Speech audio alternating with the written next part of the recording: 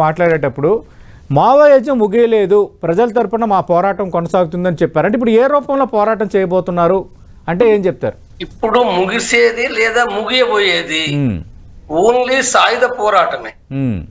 కమ్యూనిజంలో Marxism లోపట ప్రజలు పోరాటాలు చేస్తారు. ప్రజా పోరాటాలకు కమ్యూనిస్టులు మార్క్సిస్టులు నాయకత్వం వహిస్తారు. ఓకే, అవి ఎప్పుడూ ఉంటాయి. అవి ఏమి తగ్గాయి, ఎప్పుడు తగ్గాయి, అవి పెరుగుతాయి, తప్పనిసరిగా పెరుగుతాయి. ప్రజల సమస్యలు ఉన్నంత వరకు కమ్యూనిజం ఉంటది, ప్రజల సమస్య ఉన్నంత వరకు మార్క్సిజం ఉంటది, ప్రజల సమస్య ఉన్నంత వరకు కూడా ఉద్యమాలు ఉంటాయి. ఉద్యమం అనగానే సాయుధ పోరాటం మాత్రమే ఉద్యమం కాదు, అదొక అంశమే. మొత్తం ఉద్యమాల్లో కూడా సాయుధ పోరాట రూపం అనేది ఒక అంశం. కాబట్టి ఈ సాయుధ పోరాట రూపం అనేది ఏతుందో అంటే మొదటి నుంచి ఆయుధాలు పట్టుకొని గెరిలా యుద్ధాలు చేయాలి, విముక్తి ప్రాంతాలు చేయాలి, ఎర్ర సైన్యం ఉండాలనేది ఉందో ఇది వేరే విషయం. ఇది తప్పనిసరిగా ఉండాలనే రూల్ మార్క్సిజంలో ఏమీ లేదు. కాబట్టి ఇప్పుడు అది ఇవ్వాలన్న భారతదేశంలో ఎందుకు ఇక్కడ సాధ్యం కాదనంటే భారతదేశం అనేది ఉందో ఇక్కడ 1947 తర్వాత అంటే సరే స్వాతంత్రం వచ్చింది. స్వాతంత్రం వచ్చిన తర్వాత ప్రజాస్వామ్యం ఎట్లుందనే వేరే విషయం. అది ప్రజాస్వామ్యం సరిగ్గా అమలవుతుందా లేదా అంటే అనేకమైన తప్పులు ఉన్నాయి, అందరు మాట్లాడుతున్నారు.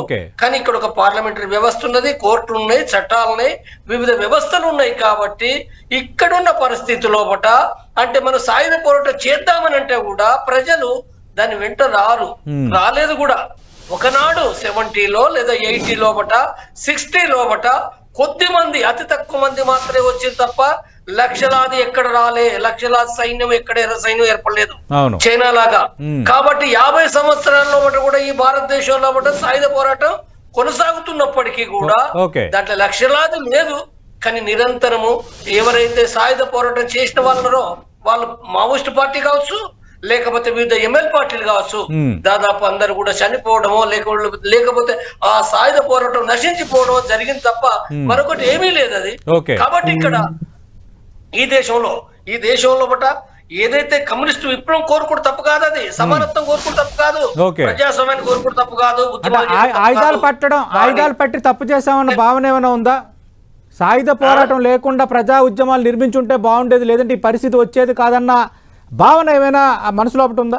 వాళ్ళకు ఏ రకంగా వాళ్ళు వచ్చిండ్రో వాళ్ళు చెప్పాలి. కానీ ఏదైనప్పటికీ వాళ్ళు రావడం అనేది వచ్చిన తర్వాతనైనా వాళ్ళకి అస్పష్టత ఉంటే వాళ్ళు అర్థం చేసుకుంటారు. ఇప్పుడు ఆల్రెడీ దేవ్జీ తర్వాత మల్లారాజ్ రెడ్డి కూడా వాళ్ళు స్పష్టంగా వాళ్ళు ఏం చెప్పిందంటే మేము చట్టబద్ధంగా ఉండి ప్రజా ఉద్యమాలు చేస్తామే, మేము మా సిద్ధాంతాలు వదులుకోలేదని చెప్పింది. సంతోషం, మంచి విషయం.